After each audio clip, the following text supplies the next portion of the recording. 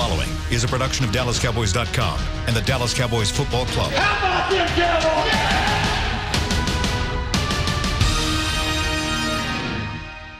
This is Talkin Cowboys. Streaming live from the Dallas Cowboys World Headquarters at the Star in Frisco. Handoff, Elliott plowing to the goal line. Barry, sacked by Lord. Prescott keeps it, and he bangs it in for the touchdown. Here are Mickey Spagnola, Brian Broaddus, Rob Phillips, and Bill Jones. It's a Tuesday here at the Star in Frisco. It's a beautiful day to talk Cowboys football as we turn the page and we start looking ahead towards the Detroit Lions this coming Sunday in Detroit, but we're also going to look back more at Sunday night against the Minnesota Vikings. Bill Jones with Mickey Spagnola and Rob Phillips. Brian out today again. And, well, yes. It's chilly outside, but it's not near as bad as what it was yesterday. Even though the temperature is probably lower today than yesterday, it's that wind chill factor that was it was horrible yesterday. And it's as cold in here in the SWBC Mortgage Studios as it is outside. Kind of iceboxy in here. Kind of iceboxy. Yeah. Let's warm it up. All right. We got warm it up with some cowboy talk. We got just the team to talk about to warm things up, and we'll open up the phone lines on this Tuesday. You can give us a call at 888-855-2297. Get things off your chest as well. Watch some Monday Night Football last night? I did. Great game. That's two straight nights good. We've had great games. Yes. Sunday night and then Monday night. So you said you saw the TV ratings? For the Sunday night game. Yes. Yep, and they were through the roof as expected. In Most Dallas, watched Fort game Worth. of the year or anything like that? It was the most watched in DFW for a Cowboys game. I'm going to say that off the top of my head. I've not tracked this, but I when you get numbers in the mid 30s, I think it peaked at like a 35 rating. Wow. I mean, that's up there, and so a lot of interest, and it was an entertaining game. Cowboy fans didn't like the results of that entertaining game, but there was a lot of people tuned in. Are we losing the fact that they played a good game and lost to a good team? Are we losing a little bit of that? Yeah. Or are we focused on the fact, maybe not too much, that they've played good teams and haven't had any success against really good teams this year? I mean, Jerry was very positive and optimistic on his fan hit this morning. And you know, Sean said it on the fan afterwards. I'm kind of expecting a little bit madder, Jerry, after losing that game, and obviously the questions about the play calling at the end. But that was a back and forth game, and I think Jason brought it up. 9 possessions each. Both teams had opportunities, and it came down to a couple plays. I know when you lose, it's all right, whose fault it is and all that. It was a good game. Good game between two good teams. It's two teams that scored on 5 of their first 8 possessions of that game. Yeah. And one team got a touchdown, one more touchdown than the other team did, and the other team got a field goal instead of that touchdown. And that was the difference in the game. You surprised that Jerry was a little more optimistic than you expected? I told the guys when I went on after him that it was like a sword fight this morning. They would throw a sword up here and Jerry would block it. And they'd come up with a sword over here and Jerry came with a backhand with his sword. So give us some highlights. I just think they thought he was going to be mad. About the play calling, too. That's what they were. About everything, right? And again, and I've told these guys this, don't preface your question with the fans want to know or people want to know. No, that's what you want to know. So just ask the question. He doesn't mind it. He actually embellishes when you ask him, or not embellishes, but likes a tough question because he will have you an answer. And he'll diffuse it if he disagrees with you. It's like he said. He goes, yeah, let's go. He goes, you want to bring piss and vinegar? Let's go. We'll do it. I got to love it, And he had a good answer for everything. It wasn't like he was being Pollyanna or anything. He just had good answers to all the questions about, okay, you call a play and And if it doesn't work, so why didn't it work? Did it not work because it was the wrong play, or did something happen within the execution of the play that caused it to happen? And I think, we both looked at the 3rd and 2 play. Yeah, because, Mickey, fans want to know what happened on the 3rd and 2 play. Yeah. I mean, and I'm not sure, they called it an RPO. I don't think it was an RPO. I think it was a read option. I think it was too. Because if he had thrown a pass, Connor Williams was 5 yards downfield. So they were blocking for a run, and his only other option was to not hand off and go the other way, as you noticed when you tweeted me or texted me last night. But I still think 99 would have stuffed him. Danielle Hunter. Yeah. And actually, on both the 2nd and 2 and 3rd and 2, they were very similar. Right. Where zone reads, where Dak, I think, had the option not to hand out off to Zeke, and so I'm trying to remember in my own mind which did Collins had Hunter on the 3rd and 2. Did Hunter went left? Hunter was on Dak's right. Right. His left. Yeah, his left. And he penetrated. He got penetration. But it looked like Lyle Collins had him sealed, it looked like to me. Well, he would have had to cut inside him. Right. He wasn't going to beat him outside. I thought there was a gap between Hunter and whoever the inside guy, the tackle was. No, there was, but the linebacker there was an Anthony standing. Barr Yes. was standing about a yard and a half beyond the first down, where the first down line would be. And so it was going to be a one-on-one, can Dak get to that line and beat Anthony Barr there? And so it was not a given that he was going to get the first down. And that, in fact, I think on both of those plays, it was not a given. But especially, so now you're looking at, let's say he didn't get to the first down line. He was going to get within a yard of the first down line, which changes the complexion of 4th down. Instead of 4th and 5, you got 4th and less than a yard. Right. So, but here's the other thing, and I know there's a lot of criticism about Jason Garrett as far as how he's handling those questions about that. And I don't know if he alluded to an RPO on it, or if he may have said RPO at some point. I don't think he said RPO. Zeke was the one that said it was an RPO. Right. Yeah, that's right. It was Zeke who said it was an RPO. All right, here's my thinking on that. In any press conference setting, do fans really want their head coach to tell the world what they had designed on a play? Okay? The give was to Zeke. We can look at the tape and kind of surmise that it kind of looks like a zone read there. But do you want your head coach to be transparent and tell other teams in the league all the options that you had on that play? And what we're thinking when we get down to that situation maybe next time? So Garrett gets criticized for his press conferences and being robotic and everything. Why would you want your head coach to tell other teams in the league what you're doing? Because they want to know. Exactly. And the media wants to know. Yeah. It's our job in the media to ask the questions. It's the coach's job not to answer the questions, in my opinion. And there's other ways to find out, right? There's right. other ways to find out. It's just like the punt, with Tavon Austin. Mm-hmm. Oh, did you go back and look at that? Yeah. We froze it 12 times yesterday after lunch. I made him come over and look at it. A lot of green grass in front of Tavon. And Jason said there was not good communication to him on what they would have liked him to do.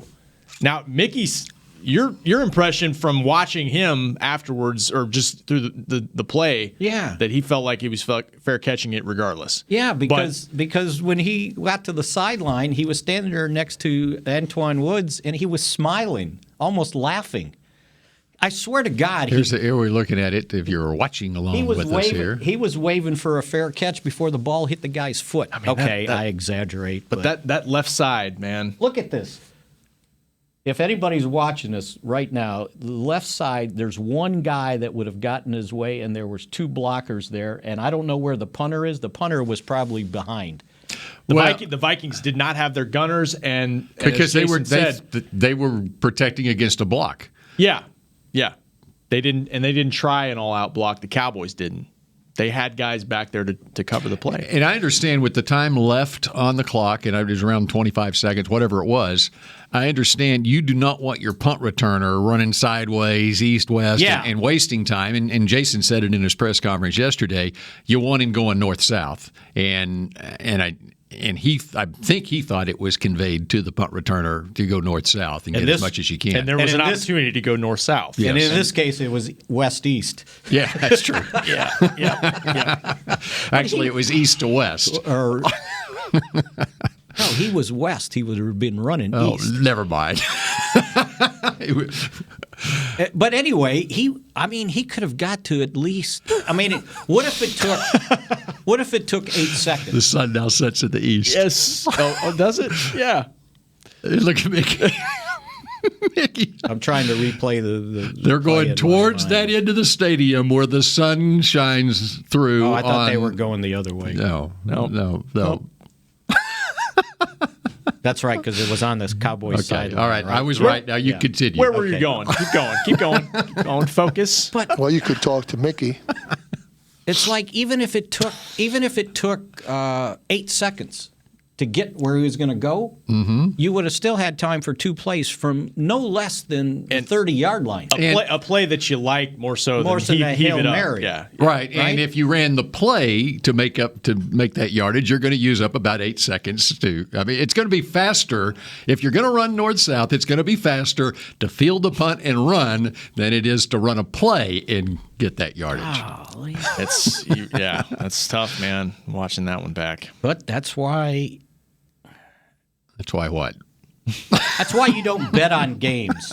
Okay. That was a prime example why you don't bet on games, right? There's a lot of prime examples. Yeah. Even last night, right? Yeah. How about the Monday night? We were talking about coaching decisions, okay? How about the 49ers?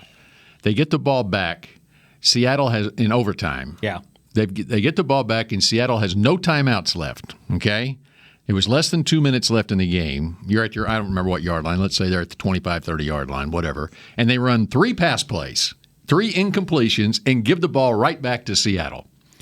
In that situation, you're tied up. The other team has no timeouts left. Your number one priority is make sure you get out of this game with at least a tie. You're not going to give Russell Wilson an opportunity with a minute 20 left in the game. They gave the ball back to Seattle. They held the ball for like 20 seconds because they threw 3 incompletions, and they gave him time to make a game-winning drive. You have to run a running play and milk the clock down under a minute, and then you start trying to win the game. Right. Which I heard people giving Gary Patterson grief for how he ended the we just regulation game with 36 seconds left. Okay, now we've switched to college football now. TCU and Baylor with the triple overtime. It was for those of you following along at home. It was in London somewhere. It was their argument though that they had the ball on their own 25 with 36 seconds left in a tie game, and they didn't try to go down and score. And he said, "Well, no, we're going to go into overtime." Mm-hmm. So it's just the opposite of what you said, but it was 36 seconds. So anyway, you can't win. Look, no, here's where I'm going. I'm just looking at Rob's face. If it doesn't work, it's a wrong decision. Even if the logic says you're doing the right thing, but if it doesn't work on 3rd and 2 and 2nd and 2, it's the wrong decision. No one wants to go back to the previous possession when they passed the ball twice at the 6-yard line and it didn't work. Was that wrong? They ran the ball too many times. They're prisoners of their identity because they got to run the football. They threw the ball almost 50 times in the game. You're going to throw 60? That's what fans wanted, but I do agree with the notion that you can't put your quarterback in that situation over and over and over again. You're not guaranteed to hit Amari Cooper for a big gain every time you drop back. And especially with a team that likes to blitz, you have to do something to keep them a little bit off balance. Now, we can get into do they need to run as much on first down as they have, because they didn't have success doing it for the most part. But you know what? On that drive, 70 yards to the 6-yard line, 4 times, the first 4 plays of that drive, the first 4 first downs of that drive, they ran the ball. But they still went 70 yards. So what's the difference if you run on first down or second down? I'm sure there's some analytic dude out there that's going to tell me that, it's better to do it on second down than first down.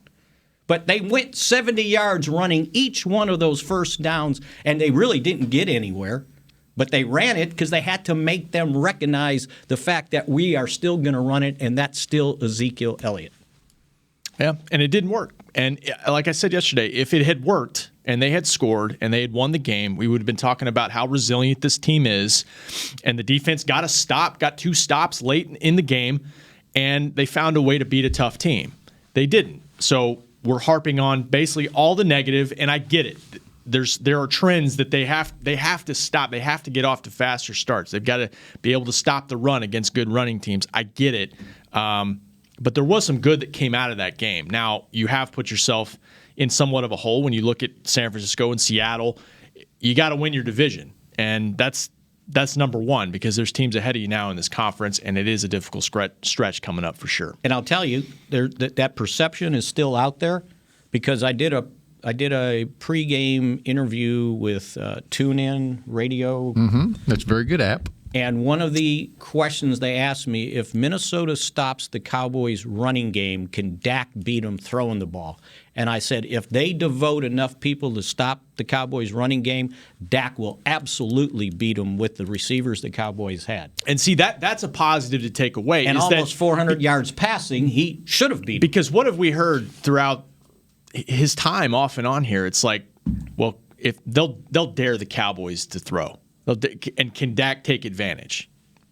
They can do that, and they've shown it for 9 games now. Yeah. And we're also seeing Randall Cobb. I think he said after the game that's the best he's felt as a Dallas Cowboy. Just felt like he was in the zone. I know he had a back thing earlier. Those are positives, at least offensively going forward. But you got to get Zeke going. I mean, when you don't run I think David Moore had a stat. There's 4 times in his career he's rushed under 50 yards, and they've lost every game. Well, they had Zeke going the last couple of games. Yeah. And so I think it's more an aberration. I mean, I think Mickey may have talked about it yesterday. You just know from week to week in this league, he can go for 20 carries for 47 yards one week, and then he'll turn around next week and go for 147 yards on 20 carries against Detroit. In Minnesota, whoever they're playing next week, they're liable to give up 150 yards rushing to a team. I mean, a lot of it has to do with how you game plan week to week. I mean, if these two teams played again next week, Zeke probably will not get 47 yards on 20 carries. He'll probably be over 100 yards rushing against this same team. It's the way it is in this league. Week to week, it's different. And you make adjustments, and that was one of the things Jerry pointed out this morning about, we learned about some of our running schemes and some of the plays we tried to run or how we block it. Now we go back and fix that stuff. It's instructive. It's not like you just got to jump out the window. I understand they lost, and I understand everybody's not It's a tough happy. loss. It is. It is. But you can't throw in the towel. It's too early. You got 7 games left. It did remind me, sorry, Bill, it reminded me, though, of the Saints game where, you got to give credit to them, their front 4, their front 7, just controlling things. And that has been a trend. When they've lost this season, they haven't been the better team at the point of attack. And this offensive line has got to, find that consistency against better fronts, Well, think about it this way. So you had Connor Williams out there playing with a knee that's being scoped today. You had Zach Martin out there with an elbow that he's going to end up on the probably injury report this week. Those guys are playing through things. I guarantee you Tyron Smith is still playing through that ankle. It was an ankle, wasn't it? And Lale Collins with his knee. So I'm not giving them an excuse. No, and those guys are tough as hell, and they're fighting through it. Yeah, absolutely. But they'd found something, I felt like, the last couple games, especially in the running game. And so, that's disappointing. But sometimes you go up against some guys that are really good. You got to give them credit. That's why I said the Saints have one of the best fronts in the league, and Vikings they've proved do it too. Since, right? Yes. They've proved it since. But that's your identity. Those guys, that's the heartbeat of your team. And they pass blocked fine. Somehow he only got sacked once. All the blitzes they sent, and he only got sacked once. And how many times has he been sacked this year? So that's 11. 11 times. How many times was he sacked last year? 56. Quite an improvement from 1 year to the next. That's what I'm saying is we're losing sight of some of the positives that are going on with this team. But if you want to look at this particular game, The Vikings won the battle up front, and there's no question about it. Both sides of the ball. Shame All right, on him. Mickey started this edition of Talking Cowboys asking about the TV ratings. We've got the official TV ratings when we come back here on Talking Cowboys. Essilor is a proud sponsor of the Dallas Cowboys, helping fans see more and do more with our best vision solutions. Our lens technologies reveal a world more beautiful than you can imagine. For a limited time, get the Essilor Next Gen offer. When you buy the latest generation of Transitions lenses with select Essilor lenses, you can choose a second pair of clear lenses for free with qualifying frame purchases. Restrictions apply. Find a participating eye care professional by visiting EssilorUSA.com. Essilor. See more, do more. Ready? Okay. Give me an S. S. Give me an O. O. Give me an S. S. Give me an O. O. What's that spell? So. Are we gonna win? Not if we play like we cheered. Just okay is not okay. Whether it's cheerleaders or your wireless network, AT&T is America's best wireless network. Best network based on GWS One score September 2019. Want to use what the pros use? How about the official men's skincare brand of the Dallas Cowboys, Jack Black. Right now you can get the Jack Black Starter, a curated collection of Cowboys locker room favorites for just $10 with free shipping. The starter includes 4 Jack Black skincare favorites plus a full-sized intense therapy lip balm. Go to getjackblack.com/cowboys and use the code word TEAMJB. That's getjackblack.com/cowboys. The Jack Black Starter, $10, free shipping. Do you want the most interesting, up-to-the-minute Dallas Cowboys news straight from the Star in Frisco? How about exclusive and on command? That's right, news and nuggets you can't find anywhere else. With our exclusive Cowboys content on Alexa, you can have all the answers, secrets, stories, and more. What's Stephen Jones thinking during a game? What's Joe Looney's favorite pregame meal? We take your questions to Cowboys players and coaches, and you can hear the answers directly back to you. Just say, Alexa, open Dallas Cowboys. I'm Jay Novacek, former tight end for the Dallas Cowboys. Back in the day, I was the guy who always got the tough yards, and that's why I run with John Deere today. In fact, I have a John Deere 3025E tractor that can handle any yard work I need to do, even the tough yards way out back. So if you have 1 acre or 1,000, John Deere has the equipment that's just right for you. Visit a John Deere dealer today and run with us. We are the official tractor provider of your Dallas Cowboys. Back to Talkin' Cowboys. It's almost time for Christmas at the Star, gentlemen. The Cowboys will host the 3rd annual Christmas at the Star presented by Albertsons and Tom Thumb from November 22nd through December 21st. Taking place at the Star in Frisco, enjoy free, family-friendly events throughout the holiday season, including the Christmas Spectacular presented by Albertsons and Tom Thumb, and the opportunity to take a photo, Mickey, with Santa Claus. All right. For more information, on his lap.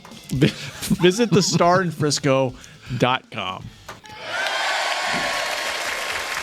Remember when I took the picture with Charles Haley?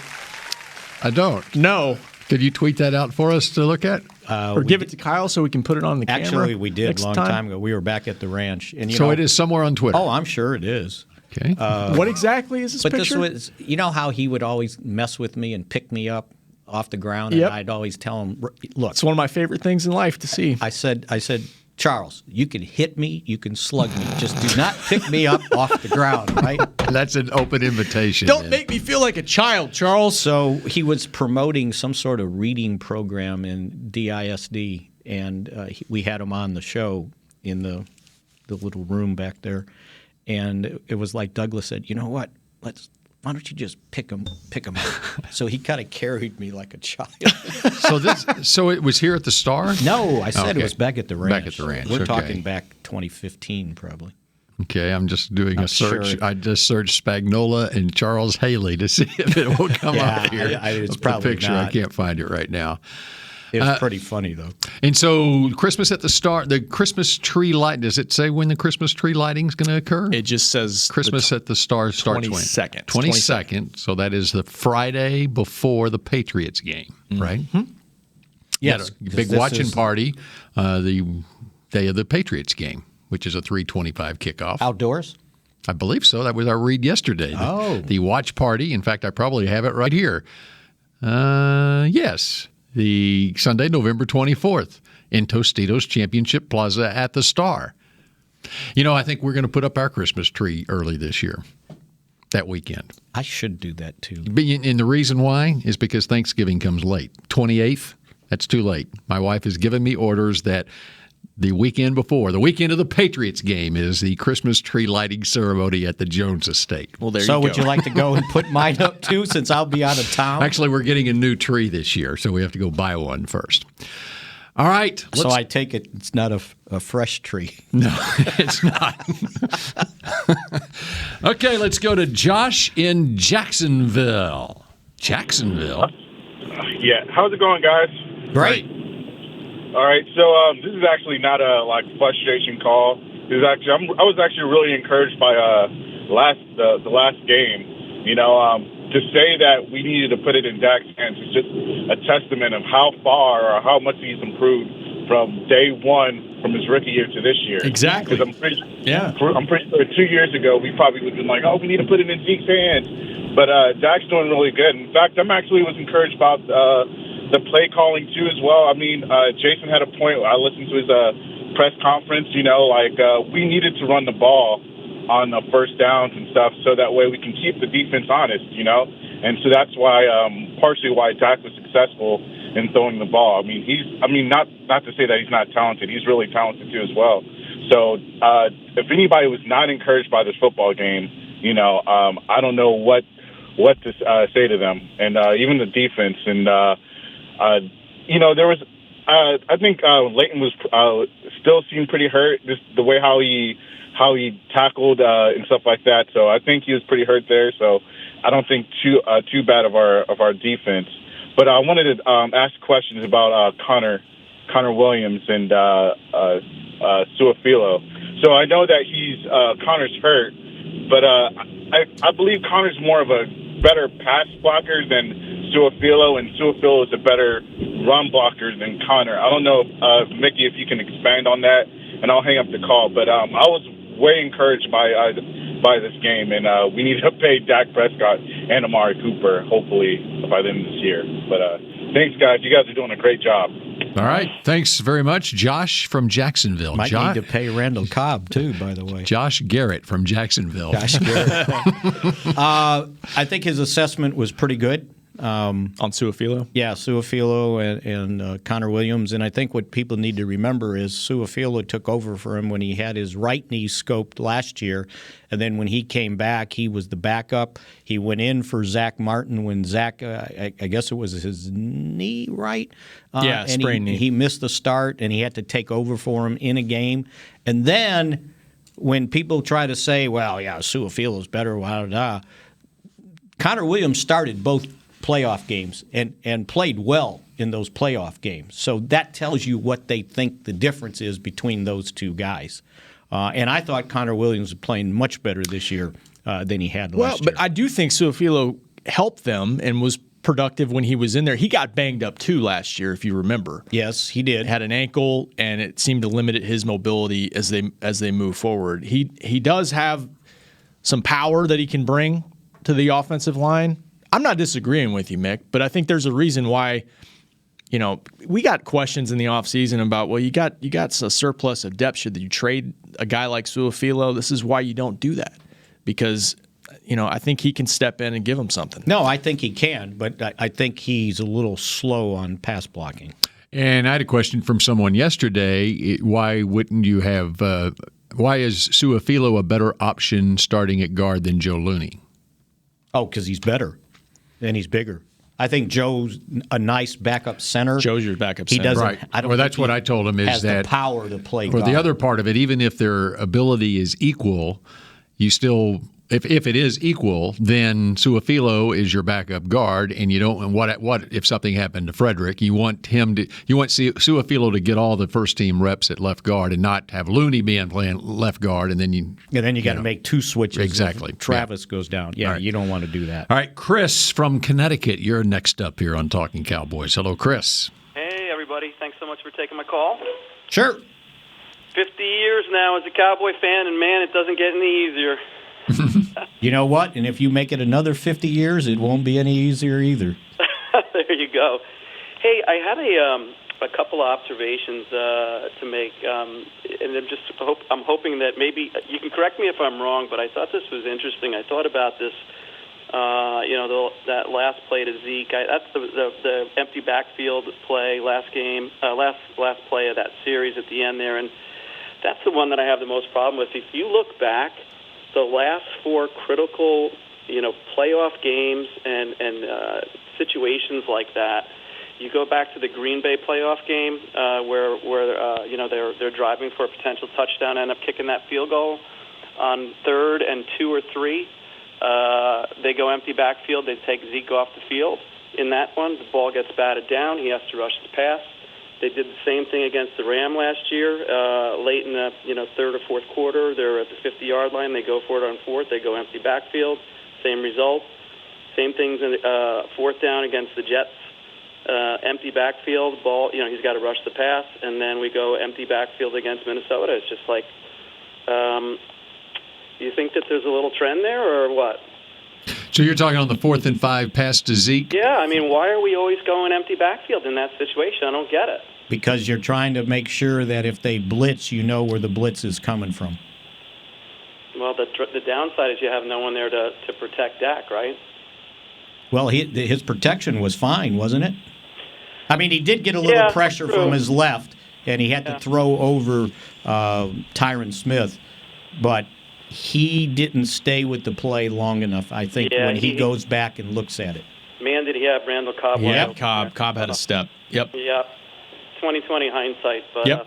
But that's why they go empty in those situations, because if they figuring, okay, they know we're passing, if we play in tight, then they're going to blitz, and it makes it a little more difficult to figure out where the blitz is coming from. I appreciate that insight. And do you have time for one more question? Sure. Why not? Okay. I guess the other thing is I'm just scratching my head as to why 1 week they look great against the run and the screen. They look great against New Orleans, and then you have this show up. And what do you think is going on? Is it a lack of discipline by filling the gaps? Is it? It kind of blows my mind that they can look so amazing 1 week and then just look completely confused the next. So maybe it was because they were playing the NFL's leading rusher. He's a special player, but Kamara is too. And you bring up a good point there. They kind of kept Kamara relatively in check in that game. I thought Jason Garrett brought up a good point in that, they are an aggressive up the field defense, and you have to be able to harness that and not let that be used against you. And I think Minnesota did that. I think they used their aggressiveness against them on some of those screens. Well, especially the screens. But especially early, those 2 early in the game that got him a couple touchdowns. But stopping the run, they were just getting gashed.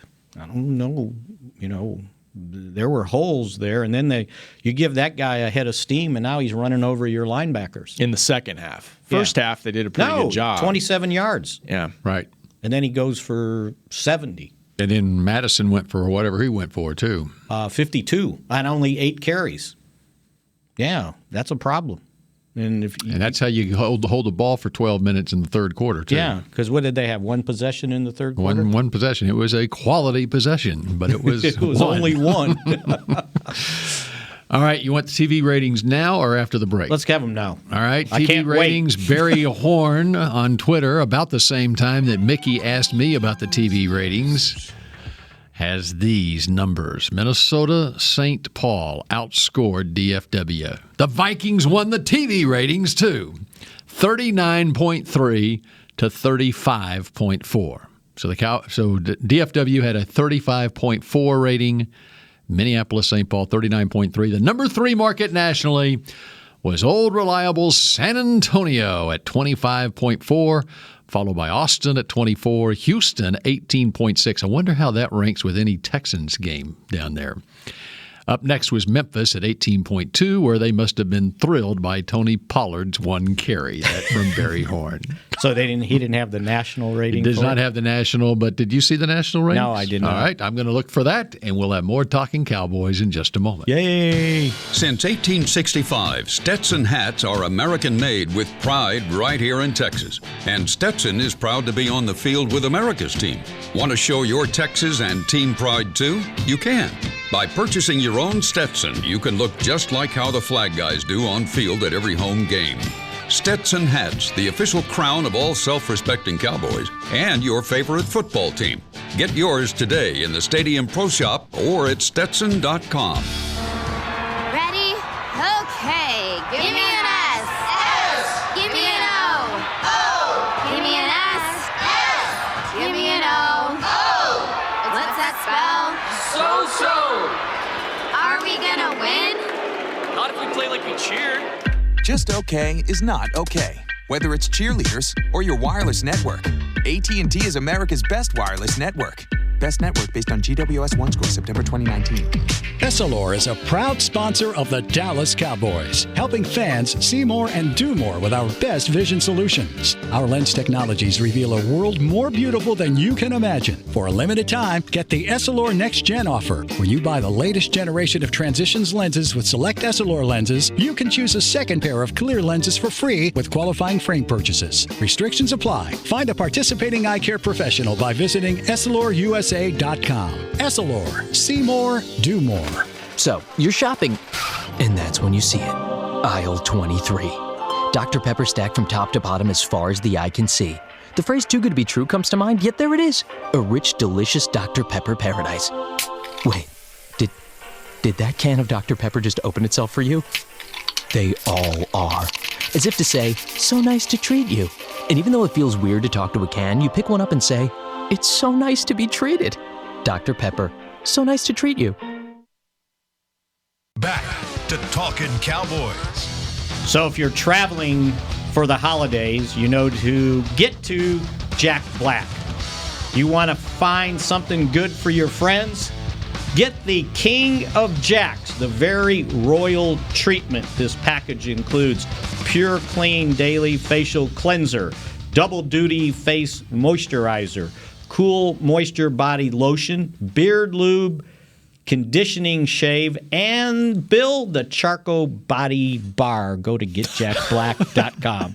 The Charcoal Body Bar. The Charcoal Body Bar. That's a new one. That is. I've not heard that before. And you know, it's got those massaging little bumps on it. You know how the bars have all those little bumps?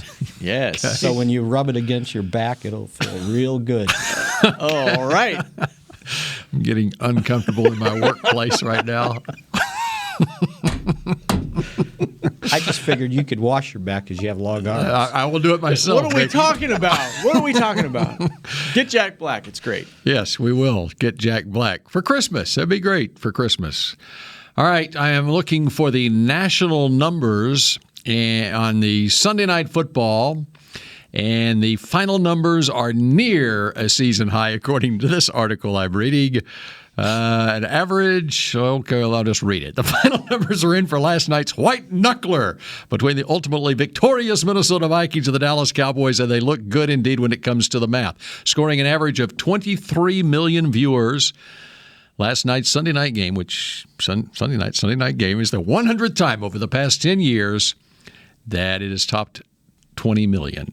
So it was good. I don't know what that tells you. So was that Sunday night or Monday night? It was Sunday night. Okay. This article was written yesterday. I'm sorry. Gotcha. Yeah. Okay. So now I did see something where actually it was a shade under 23 million viewers, and the 3:25 kickoff, the Panthers, who they play? Let me find it here. Green Bay. Green Bay actually had 23.196 million viewers, and the Vikings Cowboys had 22.988. Now, the difference there's more to watch on a Sunday night than there is on a Sunday afternoon. Right. Yeah. So there's not much. NFL is, it is unbelievable how much the NFL is king in TV ratings. I mean, you look at anything across the board, and it's just a smidgen of what an NFL game gets. It ain't dropping much, is it? No, it isn't. It's How many people watch The Office every week? The Office is no longer on TV. Oh, okay. so none. It's in syndication. Yeah. Well, how many people watch that? I told Mickey about The Office yesterday, so now he's on it. Oh, really? Yeah, he's a little late, but I told him it was a great show. You ever watch Friends? Very rarely. And I guarantee I never watched one all the way through. Why? Like if you're just surfing and you see it, and I'll say, okay. I love Friends. Okay. I don't watch much TV. I don't either, but I started watching Friends, and it's going away from Netflix. Oh, no. That's bad. Yeah, that's bad news. You were a Friends guy, weren't you? I wasn't, actually. Oh, okay. No. Well, so much for that. To find a different audience. You just watch it to see Jennifer Aniston, right? And I want to talk about the 4th and 5 play. Easy segue there. All right, the 4th and 5 pass to Zeke. Yes. What do you think of it? Like, I thought he had better options if he had stayed on the play. Dak had better options. Yes. Okay. What do you think of it? I thought Cobb had a step on his man working inside. And did Dak look to Witten first? Was that his first to the right? Collinsworth tried to say that he looked for Amari, and they doubled Mari high and low. But I didn't never see saw him looking really right. look to the right I at didn't all. either. All right, here we go. We're watching it here now. And Kendricks is a great coverage linebacker, too. I mean, that's a heck of a play to the sideline. We back it up there. There was And never take it all the way back to the snap, Kyle Yeomans, if you can. And let's see how much he looks right. So he just glanced. Glanced over, boom. But he never waited to see what the route developed. Now about Zeke, that's a tough play I think, for a running back to make. I mean, it's not just a little flare pass out there. I mean, that ball is fired. For an out route, I'll tell and you for what, a running back to make that play, it's tough. If it didn't get tipped, I think he had it.